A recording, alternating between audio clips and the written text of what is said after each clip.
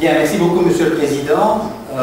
Tout d'abord, un grand merci, bien sûr, de m'avoir invité à vous faire cet exposé qui sera plus centré sur les travaux de mon laboratoire concernant le développement de nanomédicaments et de nanothérapeutiques.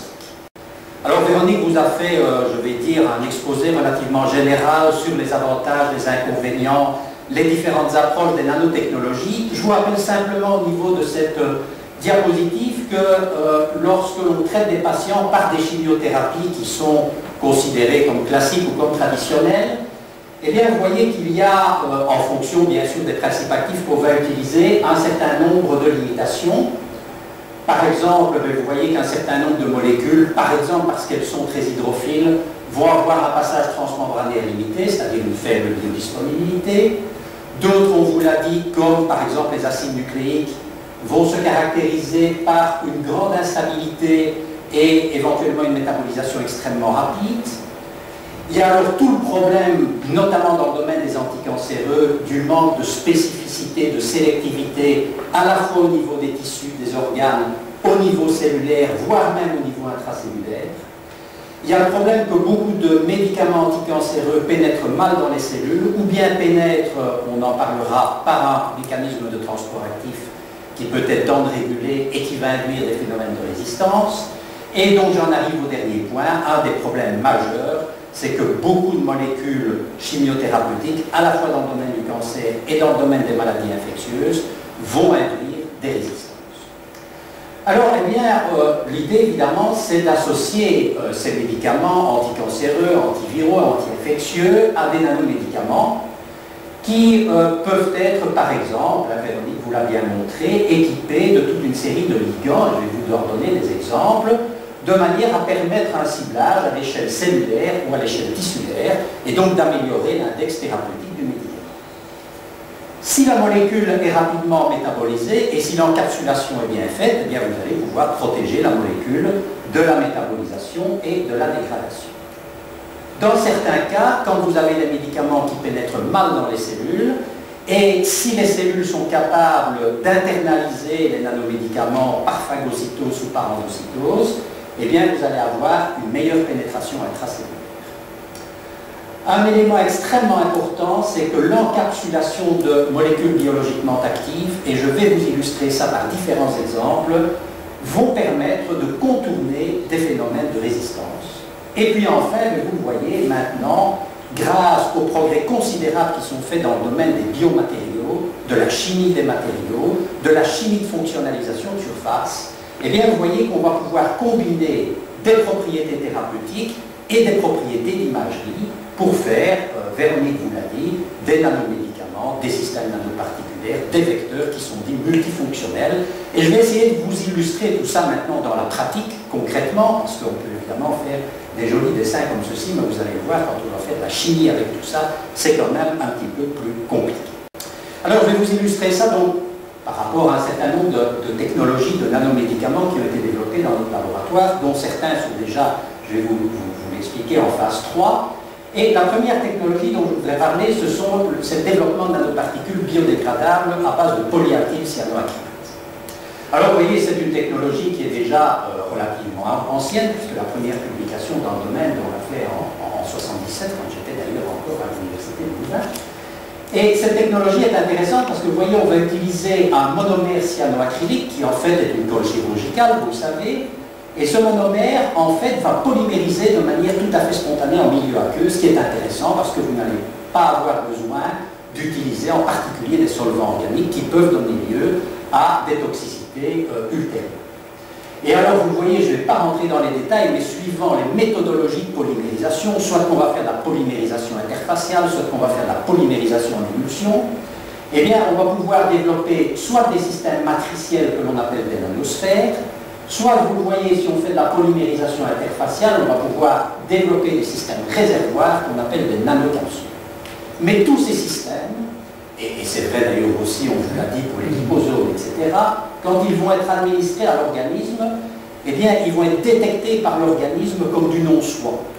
Et l'organisme va induire, si je puis m'exprimer ainsi, à la surface de tous ces nanovecteurs, une signature moléculaire du non-soi, qui est ce que l'on appelle l'opsonisation. Et donc, vous le voyez ici en rouge, vous avez toute une série d'oxonines qui vont s'absorber à la surface de ces nanovecteurs. Et vous savez qu'en fait, au niveau du foie, et en particulier au niveau des cellules de Kupfer, vous avez des récepteurs qui vont reconnaître de manière extrêmement sélective ces nanoparticules opsonisées, ces nanoparticules décorées par des opsons. Alors ça, Véronique vous a dit que c'était un inconvénient. C'est un inconvénient, ça dépend pourquoi, mais quand on veut traiter des pathologies hépatiques, c'est un avantage. Et c'est ce que nous avons fait ultérieurement en abordant le traitement de l'hépatocarcinome multidrogue résistant, MDR résistant. Alors, je vais rentrer un petit peu plus dans les détails pour vous dire tout simplement, vous savez qu'au niveau d'un certain nombre de cancers, et en particulier de l'hépatocarcinome MDR résistant, eh bien, vous avez l'hyperexpression de protéines des flux qui peuvent être la P-glycoprotéine, la MRP, mais vous avez toute une famille, toute une série de familles de glycoprotéines qui sont hyperexprimées, vous le voyez, au niveau membranaire des cellules cancéreuses. Et quand vous allez administrer un médicament anticancéreux, qui est représenté ici par des petites boules rouges, eh bien, en fait, la cellule cancéreuse, grâce à ces pompes d'efflux, va effluer la molécule de l'intérieur de la cellule vers l'extérieur de la cellule. C'est, je dirais, un mécanisme de détoxification naturelle de la cellule cancéreuse qui lutte finalement contre la chimiothérapie. Et vous voyez très très bien que ceci va induire un phénomène de résistance. Alors, vous voyez ici, c'est un carcinome hépatocellulaire humain, peu importe lequel. On a incubé, vous voyez, des concentrations croissantes et logarithmiques de doxorubicine. Et vous voyez que, eh bien, en fait, les cellules sont parfaitement résistantes à la doxorubicine. Il n'y a absolument aucune mortalité cellulaire à cause de ce fameux phénomène d'effet.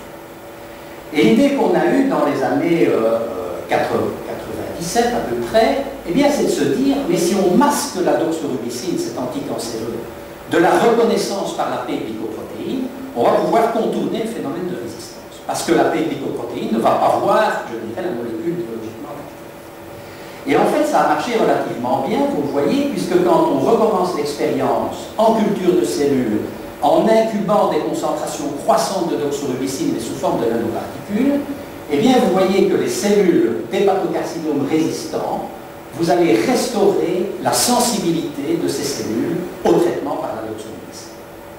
Alors, l'étape suivante, évidemment, c'est de passer au vivo, et donc on a développé, on a utilisé plus exactement un modèle de souris transgéniques qui vont développer spontanément un hépatocarcinome. Et dans ce modèle, eh bien, vous voyez, on va prélever les cellules tumorales et on va mesurer l'apoptose, soit par effet tunnel, soit par simple comptage histologique.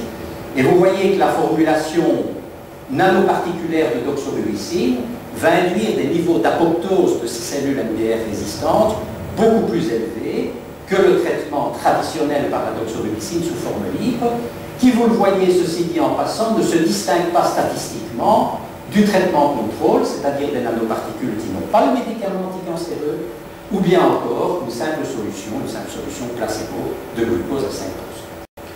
Alors, je ne rentre pas dans les détails, mais vous savez qu'au niveau d'un laboratoire académique, on ne peut pas évidemment passer des essais précliniques à la clinique, et donc c'est la raison pour laquelle on a créé une start-up qui s'appelle BioAlliance, qui occupe actuellement une centaine de personnes, et qui d'ailleurs est rentrée en bourse en 2005, et qui finalement a développé tout d'abord un lot clinique de ces nanoparticules de polyalkylcyanoacrylate chargé en doxorubicine, qu'on appelle maintenant la spécialité transdoc.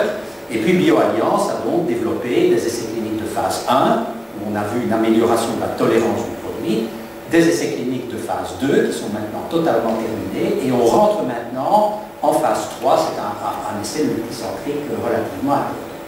Alors je vous donne simplement rapidement le résultat de la phase 2, donc l'indication c'est encore une fois c'est l'hépatocarcinome MDR résistant. Et bien vous voyez que les patients qui ont été traités par une seule administration, j'insiste là-dessus, de doxorubicine sous forme de nanoparticules, et bien après 18 mois, à peu près 90% des patients survivaient à la pathologie, alors que vous voyez quand on utilise le traitement traditionnel qui est en fait une chimio-embolisation hépatique, et bien vous voyez qu'on a 54% des patients qui survivent après cette période de 18 mois. Et vous avez ici une illustration avec un patient, simplement pour vous illustrer, en imagerie par résonance magnétique. Vous voyez très très bien ici l'hépatocarcinome avant traitement. Et vous voyez que ce patient a reçu en fait une dose de 30 mg par mètre carré de nanoparticules chargées en doxorubicine. Et on voit très très bien que 4 semaines après le traitement, eh bien, on a une nécrose qui est relativement importante de la tumeur.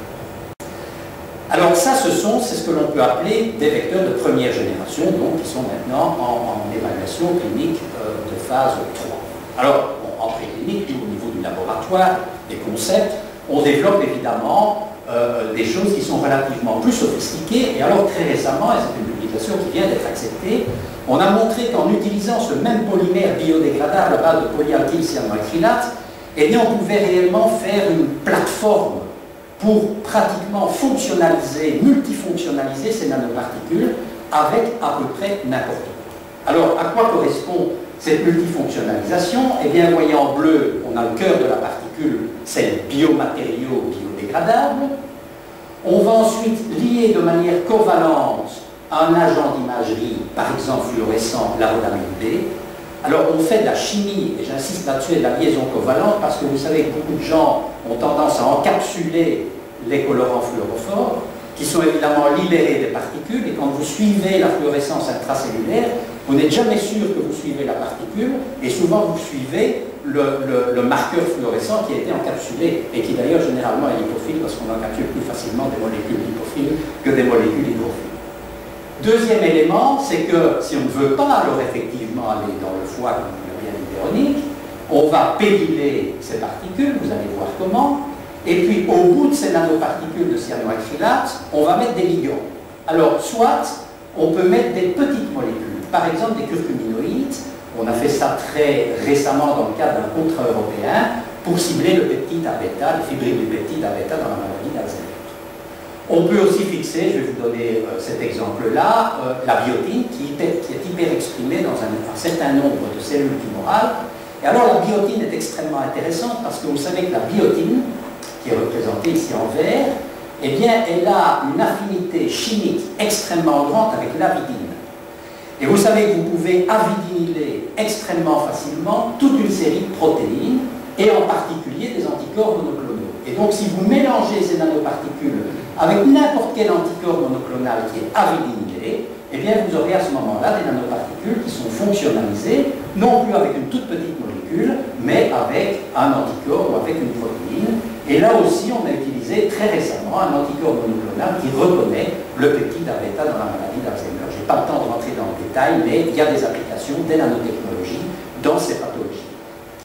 Alors, encore une fois, c'est des dessins. Et on va faire un petit peu de chimie parce qu'il faut voir maintenant comment est-ce qu'on peut construire tout ça.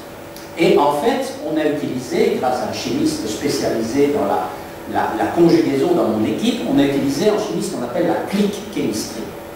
Alors de quoi s'agit-il? Eh bien, on va utiliser tout d'abord, vous le voyez, un polyéthylène glycol qui est avec une fonction azide. Et on va prendre le ligand, c'est-à-dire soit la biotine, soit différentes curcumines, que l'on va mettre une fonction alcyne. Et vous savez que les azides et les alcynes, quand vous les mettez ensemble, vous cliquez. Vous avez une liaison covalente qui va se former. Et de cette manière-là, on peut construire un monomère qui est un cyanoacétate de polyéthylène glycol, vous le voyez, et qui est cliqué avec le ligand de reconnaissance, la biotine, la curcumine, tout ce que vous voulez.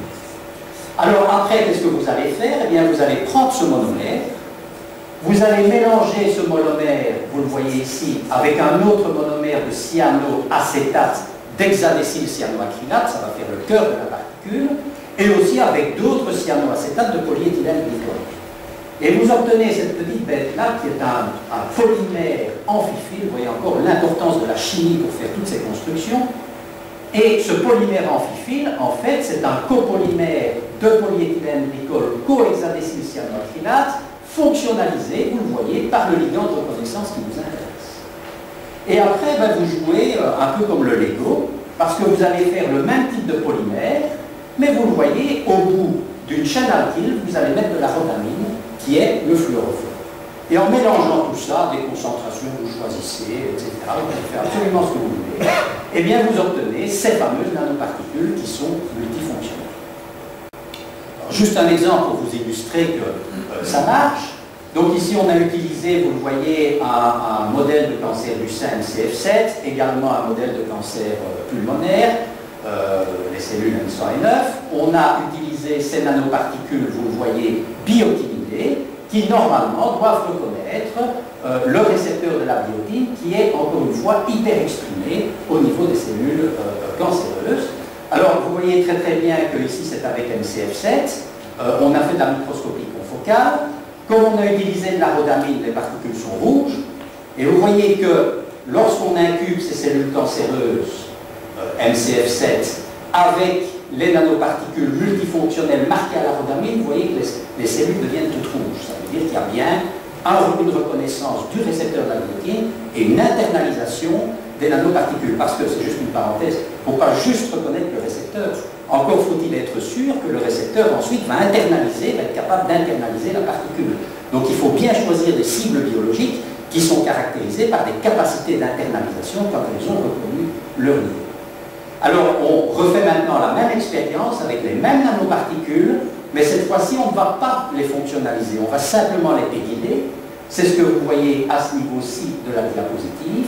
Eh bien, vous voyez qu'il n'y a absolument pas de rouge à l'intérieur de la cellule. Donc, vous voyez que quand vous ne fonctionnalisez pas avec la biotine, vous ne reconnaissez pas les cellules tumorales. Et donc, vous voyez bien qu'on peut faire une reconnaissance qui est extrêmement spécifique, simplement à cause de cette toute petite molécule de biotine. Alors, vous voyez que il y a quand même actuellement, grâce encore une fois à la chimie de conjugaison, à la chimie des matériaux, à la galénique, il y a des progrès considérables qui ont été faits en termes, je dirais, de construction de ces nanotechnologies. Il y a d'ailleurs, si vous regardez le nombre de publications au niveau international, il y a actuellement une augmentation logarithmique, si je puis m'exprimer ainsi, du nombre de publications. Et pourtant, force est de constater qu'il y a, je dirais, 5, 6 ou 7, ça dépend comment on compte, nanomédicaments sur le marché à l'heure actuelle. Ce qui est quand même extrêmement décevant par rapport aux efforts considérables qui sont faits par les chercheurs, à la fois au niveau des universités et de l'industrie, il faut bien le dire, surtout des startups, pas tellement les big pharma. Alors pourquoi? Eh bien, en fait, pour, à mon avis, deux raisons principales.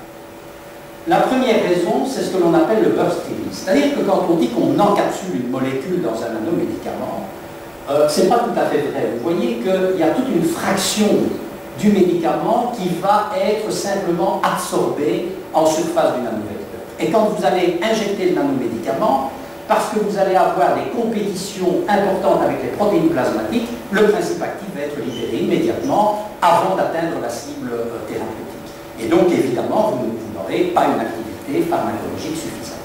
C'est un premier problème, c'est le burst release. Mais le problème le plus important, et qui limite extrêmement les choses, c'est ce que l'on appelle le drug loading, c'est-à-dire le pouvoir d'encapsulation.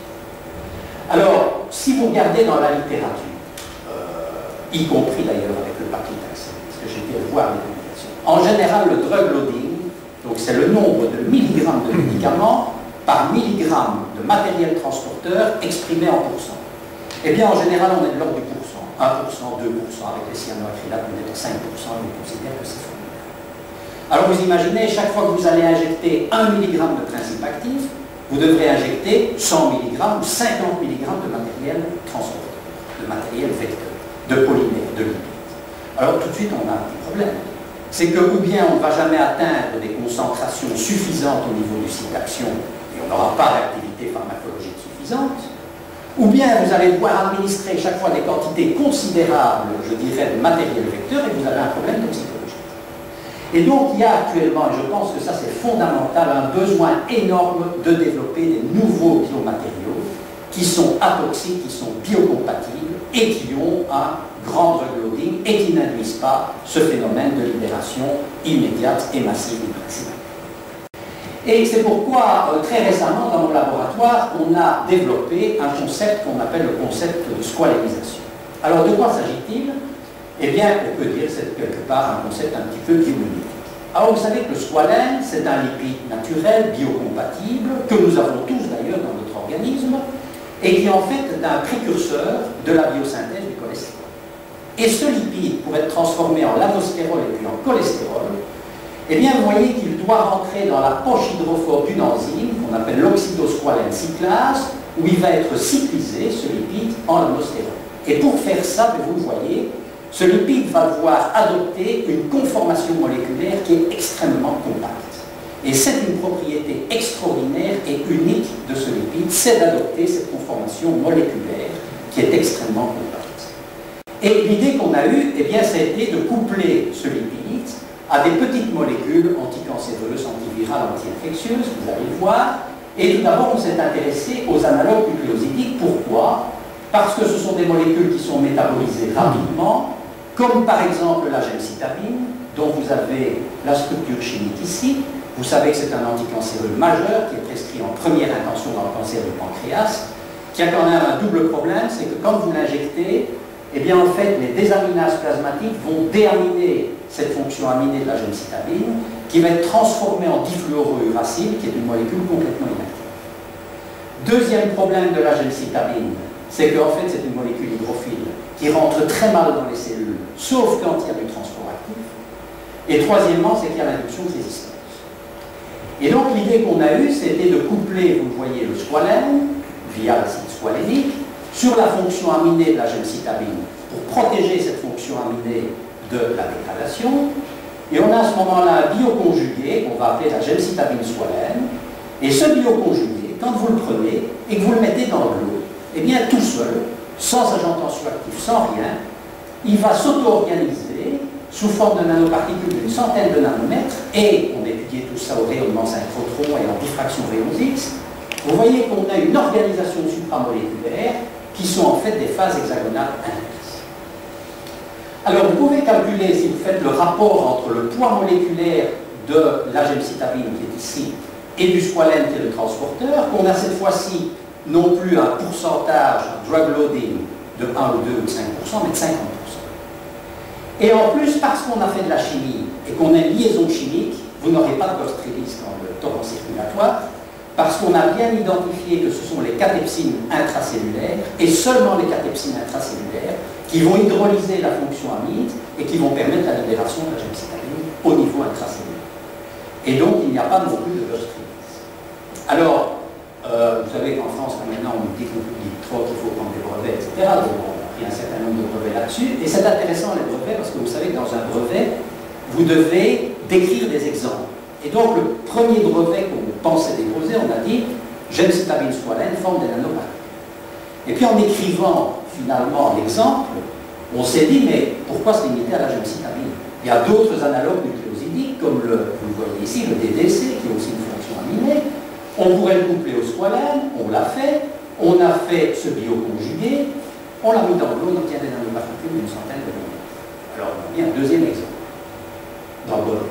Et puis on s'est dit, ben oui, mais si quelqu'un a l'idée de coupler le squalène, non plus au niveau de l'hétérocycle, mais au niveau du sucre, il pourrait contourner notre brevet. Donc on a pris, vous le voyez ici, le DDI, qui est un anti-HIV, on a couplé le squalène sur la fonction hydroxyle en 5', on a fait le DDI squalène, rebelote, on a des nanoparticules d'une centaine de nanomètres. Et puis on a fait ça avec l'AZT, la citarabine, même avec la thymidine, qui est une base de l'ADN, on obtient systématiquement des nanoparticules. Alors, vous allez me dire, mais bon, quel est l'intérêt en thérapie? Je vous donne un exemple, une application extrêmement rapide, parce que malheureusement, je n'ai pas beaucoup de temps, qui est tout simplement la gemcitabine squalène qu'on a utilisée dans le traitement de cancers résistants. Alors, je vous ai parlé de la résistance MDR. Il faut savoir que la résistance en cancérologie, elle est diverse et variée, il y a un très grand nombre de mécanismes de résistance. La gemcitabine n'a pas de problème de résistance par MDR. La résistance de la gemcitabine est due au fait, comme je vous le disais, que c'est une molécule qui va rentrer par transport actif, vous voyez, via ce que l'on appelle les transporteurs de nucléosides. La gemcitabine va rentrer dans la cellule, elle est phosphorylée, elle va s'intégrer dans l'ADN, elle va bloquer l'élongation de l'ADN, la cellule est morte. Et oui, mais la cellule se défend, et très vite, elle va réguler cette porte d'entrée qu'est le transporteur de nucléosides. Et vous voyez que là, très peu de molécules de gemcitabine vont pouvoir rentrer dans la cellule. Alors qu'est-ce qu'on a fait? Eh bien, on a incubé ces mêmes cellules avec les nanoparticules de gemcitabine squalène. On a fait tout un travail au niveau cellulaire et moléculaire, et on a vu qu'en fait les nanoparticules n'étaient pas captées par la cellule, mais ce sont les molécules de gemcitabine squalène qui, grâce au squalène, vont s'insérer et induire des concentrations membranaires, comme vous voyez ici dans cette autoradiographie, extrêmement efficaces, d'abord au niveau de la membrane extracellulaire, et puis par partitioning coefficient au niveau des membranes intracellulaires, réticulum endoplasmique et endosome, et ensuite la gemcitabine est hydrolysée au niveau intracellulaire, libérée, et elle est phosphorylée, et elle va donc s'intégrer dans la vie. Et donc vous voyez qu'en d'autres termes, et pour faire simple, on court-circuite cette porte d'entrée qui est le transporteur de nucléosides, et on passe tout simplement par, je dirais en gros, et pour faire simple, un simple mécanisme de diffusion. Et vous voyez que ça a des implications en termes de résistance qui sont tout à fait extraordinaires. Alors vous voyez que sur des cellules sensibles, sur des cellules pancréatiques sensibles, pas cellules pancréas sensibles, l'IC50, c'est-à-dire la dose qui va inhiber 50% de la multiplication des cellules, elle est à peu près la même pour la gemcitabine et pour la gemcitabine squalène, 24 nanomolaires, 52 nanomolaires. Quand on prend la lignée résistante qui va réguler l'expression du transporteur de nucléoside HELT1, vous voyez que là, les cellules vont devenir extrêmement résistantes à la gemcitabine sous forme libre. Donc on est là à 4300 nanomolaires, 4 micromolaires, et que vous voyez avec la gemcitabine squalène, on a à peine augmenté la valeur de l'IC50. Donc là aussi, on a contourné le phénomène de résistance, non pas en changeant la molécule finalement, mais en la distribuant de manière différente au niveau intracellulaire. Alors ce qui est important, bien sûr, ce n'est pas ce qui se passe au niveau cellulaire, si c'est important aussi, mais le juge de paix, c'est évidemment la pharmacologie expérimentale. Alors on a essayé, je peux vous dire, toute une série de cancers expérimentaux. Je vous donne simplement, par manque de temps, 2 exemples. Le premier, c'est la leucémie L12-10, qui est une leucémie murine qui est extrêmement agressive, parce qu'on va injecter les cellules tumorales par voie intraveineuse, et vous le voyez, en fait, ces cellules tumorales vont induire extrêmement rapidement des métastases au niveau de pratiquement tous les organes profonds. Et vous le voyez ici en bleu, les souris qui sont non traitées vont mourir à peu près après une vingtaine de jours. Si maintenant vous traitez ces animaux par voie intraveineuse, par la gemcitabine sous forme libre, le Gemzar et l'Ilili, à la dose de 100 mg par kilo. Alors retenez bien cette dose, vous allez voir pour la suite c'est important. Eh bien vous voyez que, effectivement, la molécule a une certaine activité et on va avoir un temps de survie des animaux moyen qui va passer à peu près d'une vingtaine de jours pour les non traités à 40 jours pour les animaux traités. Si vous traitez maintenant ces animaux par les nanoparticules de gemcitabine squalène à la dose de 20 mg par kilo, une dose 5 fois moins, eh bien vous voyez que vous guérissez à peu près 80% des animaux qui sont ce que l'on appelle des survivants à long terme. On ne peut même pas calculer les guérisses. Alors on a également testé un modèle orthotopique du cancer du pancréas humain, parce que vous savez que la gemcitabine, encore une fois, l'indication principale, c'est le cancer du pancréas, pour lequel, vous le savez, il y a quand même très très peu de thérapeutiques à part la gemcitabine, mais encore c'est pas des faveurs. Alors qu'est-ce qu'on fait? On va prendre le pancréas, on va injecter les cellules tumorales dans la tête du pancréas. On va diviser les souris en 2 groupes. Au niveau d'un groupe des souris, on va suivre la croissance tumorale, donc on va pouvoir les réouvrir, mesurer la tumeur, etc. Au niveau de l'autre groupe, on va étudier la souris. Alors vous voyez qu'au niveau du groupe, avec l'étude de la croissance tumorale, voilà les contrôles des animaux non traités. Les animaux traités avec des nanoparticules de squalène sans gemcitabine, c'est un témoin qu'il faut faire. Vous voyez qu'on a des tumeurs qui sont extrêmement importantes.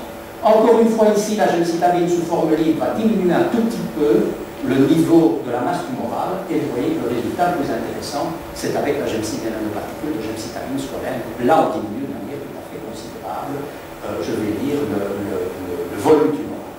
Et tout ça se traduit encore, comme pour la L12-10, par des survivants à long terme, puisque seule la formulation nanoparticulaire va donner lieu à des survivants à long terme, ce qui n'est pas le cas, vous le voyez, de la gemcitabine sous forme libre, qui va seulement augmenter un tout petit peu, je dirais, la survie moyenne des animaux. Alors, on a fait toute l'immunohistochimie et toute la biologie moléculaire. En particulier, on a prélevé les cellules tumorales, on a étudié les phénomènes d'apoptose, et on voit très très bien, vous le voyez ici, que seules, encore une fois, les nanoparticules de gemcitabine squalène à 20 mg par kilo vont induire une apoptose de 60% des cellules tumorales après biopsie, alors que vous voyez qu'on n'est qu'à 30% avec la gemcitabine sous forme libre. Et si vous faites l'immunohistochimie, après biopsie, encore une fois, vous voyez que l'expression de caspase-3, qui est une des principales voies de l'apoptose, eh bien l'expression de caspase-3, on la voit très très bien avec les nanoparticules de gemcitabine squalène, et pas du tout avec les nanoparticules de traitement par la gemcitabine sous forme libre. Et inversement, si vous regardez l'expression de l'antigène nucléaire Ki67, qui exprime la prolifération, qui est un marqueur de la prolifération cellulaire, eh bien vous voyez qu'on diminue de manière considérable l'expression de cet antigène nucléaire par rapport au traitement placebo ou au traitement par la génétique. Alors rappelez-vous une dose de 100 mg par kilo. Alors, tout ça, on est en train de le développer maintenant, pour essayer de développer un clinique et de passer, j'espère, assez rapidement en clinique phase. Alors au niveau préclinique, nous on continue à essayer d'améliorer le système et de traiter cette fois-ci les animaux, même type de tumeur, on était à 100 mg par kilo, avec une dose de 5 mg par kilo. Ce n'est pas de l'homéopathie, mais c'est quand même une dose extrêmement forte. Alors pour faire ça, qu'est-ce qu'on a développé? Eh bien encore une fois, des nanoparticules multifonctionnelles, en utilisant, vous voyez, des nanoparticules d'oxyde de fer, qui sont sensibles à un champ magnétique. Vous voyez ça en noir. Et en fait, on a nanodéposé, par une technique particulière, la gemcitabine squalène en blanc à la surface de ces nanoparticules d'oxyde de fer. Et l'idée, bien entendu, c'est de focaliser un champ magnétique au niveau de la tumeur pour amener ces nanoparticules au niveau de la tumeur et pour avoir une efficacité thérapeutique. Et vous voyez que ça marche très très bien, puisque quand on ne traite pas les animaux, vous voyez ici en noir l'évolution de la masse tumorale. Si vous traitez les animaux par la gemcitabine sous forme libre, à la dose de 5 mg par kilo, évidemment, il n'y a absolument aucune activité en termes d'inhibition de la tumeur. Si vous traitez les animaux par les nanoparticules de gemcitabine squalène, sans magnétite, ben vous voyez que vous avez un effet intéressant, mais après 20 jours, si vous ne faites qu'une administration, ben vous voyez que la tumeur revient. Et par contre, si vous injectez ces nanoparticules multifonctionnelles ou composites, peu importe comment on les appelle, avec un champ magnétique extracorporel, eh bien vous voyez que vous supprimez totalement, vous inhibez totalement la croissance tumorale pour une dose de médicament, il faut bien dire, qui est quand même extrêmement faible. Alors ce qui est intéressant, c'est que vous savez que les oxydes de fer, ils ont ceci d'intéressant, c'est qu'ils diminuent le signal T2 en résonance magnétique, en imagerie par résonance magnétique. Et donc parallèlement au traitement, vous voyez ici, on peut faire de l'imagerie et donc du diagnostic. Alors vous voyez ici la coupe en imagerie par résonance magnétique de la souris. On va zoomer ici au niveau de la tumeur et vous voyez qu'on voit très très bien la masse tumorale pour les animaux qui ont été traités par ces nanoparticules multifonctionnelles mais sans champ magnétique extracorporel. C'est ce que l'on a ici après 20 jours, vous voyez qu'on a en effet tumeur. Et puis si on les traite par ces nanoparticules magnétisées avec un champ magnétique extracorporel, eh bien vous voyez que la tumeur a pratiquement disparu, elle a complètement fondu, et vous voyez ces petits points noirs, eh bien sont les nanoparticules, ce n'est pas une nanoparticule, c'est des agrégats de nanoparticules de magnétite qui diminuent le signal de tumeur. Et ceci, c'est ce que l'on appelle, bon Véronique vous l'a dit, le nanothéranostic. Pourquoi? Parce qu'on combine dans la même nanoparticule à la fois une fonctionnalité d'imagerie et une fonctionnalité thérapeutique. Et si maintenant on traduit ça en clinique, on n'en est pas encore en clinique, mais si on traduisait ça en clinique, eh bien vous voyez que ça ouvre la porte à ce que l'on appelle la médecine personnalisée, qui est très important dans le domaine du cancer. Parce que dans le domaine du cancer, vous le savez, on travaille quand même avec des molécules qui sont extrêmement toxiques. Donc quand on voit que la tumeur répond, ben, on peut continuer le traitement. Si on voit que sur un patient, la tumeur ne répond pas, on peut arrêter d'administrer les nanoparticules, c'est inutile, ce n'est pas la peine d'induire des effets secondaires qui ne sont pas intéressants. Juste pour rester dans le domaine du nanothéranostic, je voudrais vous parler d'une technologie qu'on a développée extrêmement récemment et qui est basée sur des nanoparticules hybrides, organiques, inorganiques, qu'on a développées en collaboration avec des gens qui sont des spécialistes des matériaux, en particulier le groupe de Gérard Ferret à l'Université de Versailles. Et on a publié ça très récemment dans l'étude de l'informance. Alors, quelle est l'idée? Eh bien, vous savez qu'il y a des molécules qu'on ne peut pas encapsuler. En particulier, ça fait des années qu'on travaille sur le busulfan en collaboration avec l'huile juive. Vous savez que c'est un anticancéreux très utilisé en pédiatrie. Il a un gros problème, c'est qu'il a induit une pathologie véno-occlusive au niveau hépatique, parce qu'on utilise des très fortes doses. Et ceci est dû au fait que le busulfan, en fait, il cristallise dans les petits vaisseaux du foie. Et on a essayé d'encapsuler le busulfan dans des liposomes, ça ne marche pas. Pourquoi? Parce que le busulfan, c'est une molécule qui cristallise, et donc très très vite, vous avez des agrégats de cristaux et vous ne pouvez pas faire d'encapsulation. Et on sait que quand deux molécules, parce qu'on a fait des études au niveau moléculaire, quand deux molécules de busulfan se rencontrent, eh bien elles cristallisent, par du stacking. Et donc l'idée qu'on a eue, c'est de développer ces nanoparticules hyperporeuses hybrides qui sont basés sur, vous le voyez, des oxydes de fer, qui sont reliés par des diacides, qui vont avoir des longueurs différentes, qui vont avoir des flexibilités chimiques différentes. Et on peut ainsi développer des nanomatériaux qui vont avoir des pores, vous le voyez, qui vont avoir des tailles que l'on peut parfaitement contrôler.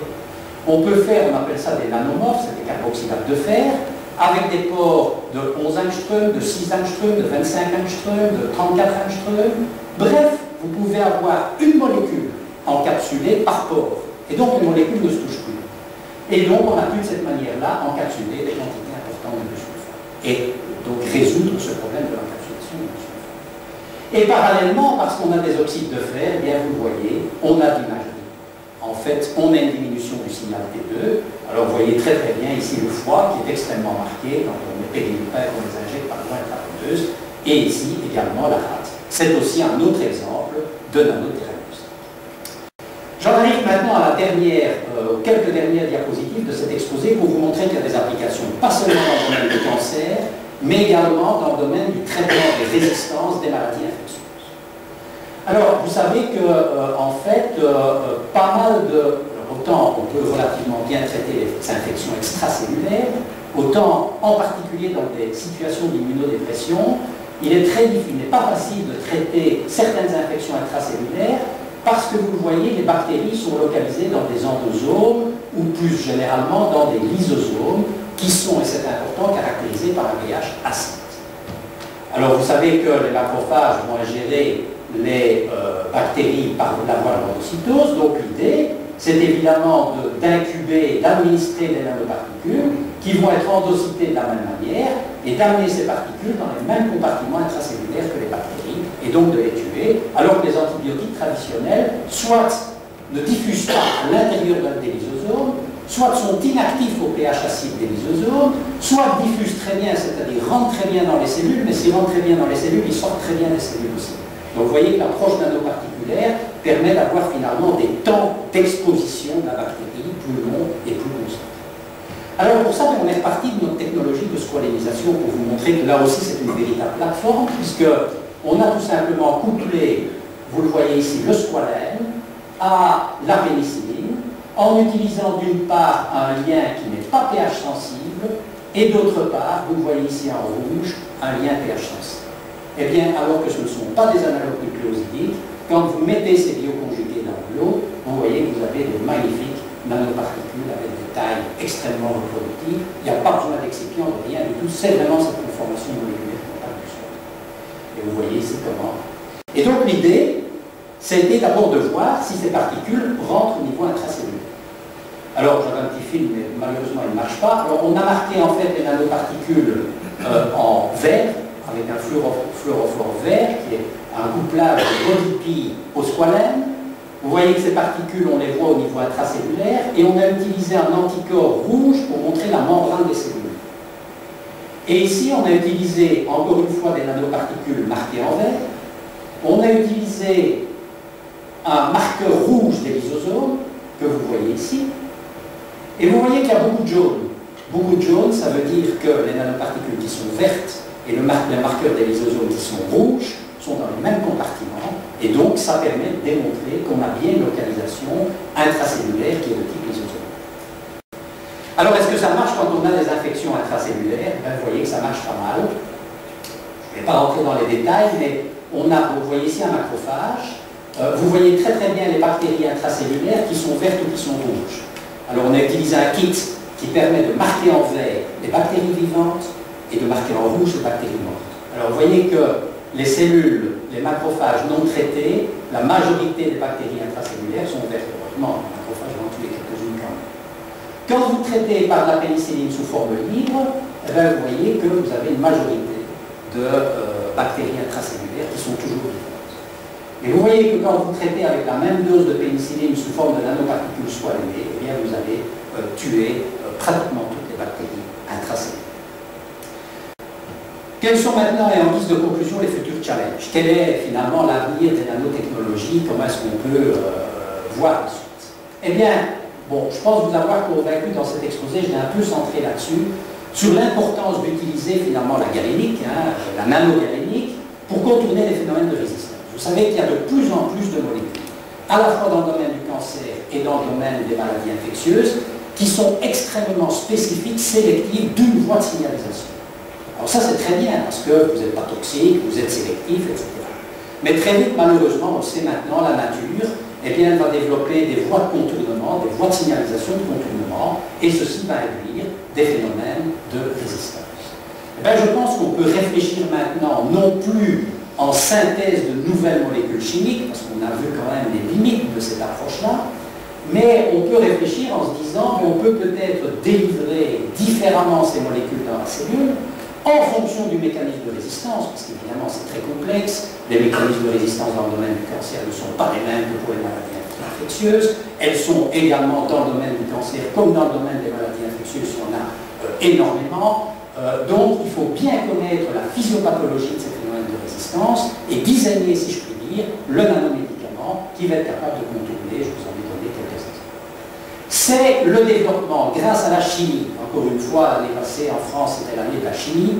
Je pense que la chimie, c'est vraiment important d'une manière générale pour le développement de la galénique et des nanomédicaments. Grâce à la chimie, aux matériaux, on va pouvoir développer maintenant des nanotechnologies multifonctionnelles capables de faire du thérapeutique. Et enfin, un dernier challenge extrêmement important, dont je n'ai pas eu le temps de vous parler, mais j'aurais pu vous en parler longuement, c'est l'utilisation des nanotechnologies pour la thérapie génique. Vous savez qu'il y a des essais cliniques en cours avec des vecteurs viraux, qu'on en connaît maintenant les limitations, on a des recombinaisons d'oncogènes, on a des problèmes immunologiques quand on fait des injections répétées, et donc il y a un besoin à l'heure actuelle de développer des nanovecteurs qui probablement vont être capables de mimer les virus pour la thérapie génique. Alors avantage, c'est que des nanovecteurs, on va pouvoir les développer comme des médicaments, ce qui n'est probablement pas le cas des virus. Inconvénient, c'est qu'actuellement, on est nulle part. Les choses telles qu'elles sont, on est plusieurs logs d'efficacité en moins inférieurs par rapport aux vecteurs. Et donc là, il y a certainement tout un travail à faire, en collaboration probablement avec les gens qui sont spécialisés en virologie, pour développer des nanomatériaux qui sont bien adaptés à la thérapie génique. Voilà, je termine en remerciant tous les gens, les thésards, les postdocs, les statutaires de mon équipe, qui ont collaboré peu ou prou à l'un ou l'autre exemple que je vous ai donné pour vous illustrer un peu ce concept de nanomédecine. Également Luigi Cattel qui nous envoie très régulièrement des arts italiens, il y a beaucoup d'Italiens dans mon groupe. Algiri qui est un spécialiste du cancer du pancréas, et c'est dans son laboratoire qu'on a fait donc, le modèle de cancer orthotopique avec un de mes postdocs, Arrivata Nakiredi, et puis Gérard Ferret avec lequel on collabore pas mal pour le développement de nouveaux matériaux. Et puis, remercions l'Europe, puisqu'on bénéficie pour tous ces travaux sur le squalène d'un ESA Advancement, une somme de 2,5 millions d'euros, ça permettra. Et je vous remercie pour votre attention.